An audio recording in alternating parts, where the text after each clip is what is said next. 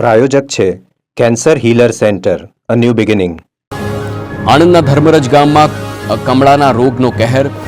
દસધરા વિસ્તારમાં રહેતી ખુશી ઠાકોર નામની કિશોરીનું શંકાસ્પદ મોત.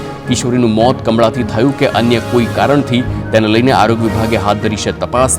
આરોગ્ય વિભાગની કરાવેલ અન્ય 52 દર્દીના રિપોર્ટ આવ્યા છે પોઝિટિવ, જેમાંના 3 દર્દીઓ પેટલાદની હોસ્પિટલમાં સારવાર હેઠળ.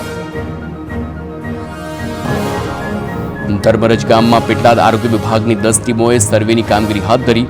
તપાસમાં સામે આવ્યું કે ગટરના પાણી પીવાના પાણીની લાઇનમાં ભળી જતા રોગચાળો ફેલાયો. તો તપાસ દરમિયાન ગામમાં પીવાના પાણીની લાઇનમાં 4 લીકેજ મળ્યા છે. પાણીની લાઇનમાં લીકેજ રિપેર કરવાની પણ કામગીરી.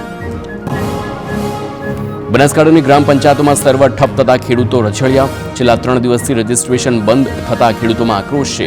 સર્વર બંધ હોવાથી સરકાર દ્વારા ટેકાના ભાવે રાયડાની ખરીદી માટેનું રજીસ્ટ્રેશન થઈ શકતું નથી, જેના કારણે ખેડૂતોમાં ભારોભાર રોષ ફેલાયો. દરરોજ ખેડૂતો ગ્રામ પંચાયતના ધક્કા ખાવા અને લાઇનમાં ઉભા રહેવા માટે મજબૂર બન્યા. રજીસ્ટ્રેશનની મુદત પણ ઓછી હોવાથી ખેડૂતો મુશ્કેલીમાં મુકાયા છે. તો બીજી તરફ ગ્રામ પંચાયત દ્વારા ખેડૂતોના મોબાઈલમાંથી રજીસ્ટ્રેશનની કરાઈ રહી છે કામગીરી. તો સર્વરની કામગીરી વહેલી તકે થાય તેવી ખેડૂતો કરી રહ્યા છે માંગ. તો વડોદરાનો તરસાલી વડદલા રોડ પાણીમાં ડૂબ્યો છે. પાણીની લાઇનના વાલ્વમાં ખામી સર્જાતા ફરી વળ્યું પાણી. રોડની નજીકની દુકાનો સુધી પાણી પહોંચી ગયું છે. રોડ પર પાણીની રેલમછેલ થતા રાહદારીઓ અટવાયા. ગાંધીનગર તાલુકા પંચાયતનું પ્રમુખ પદ બિન અનામત જાહેર થયું છે, જેને પગલે ભાજપમાં પ્રમુખ પદ માટે ખેંચતાણ શરૂ થઈ છે. તો જીતેલ સભ્યોએ પ્રમુખ બનવા માટે લોબિંગ શરૂ કર્યું છે.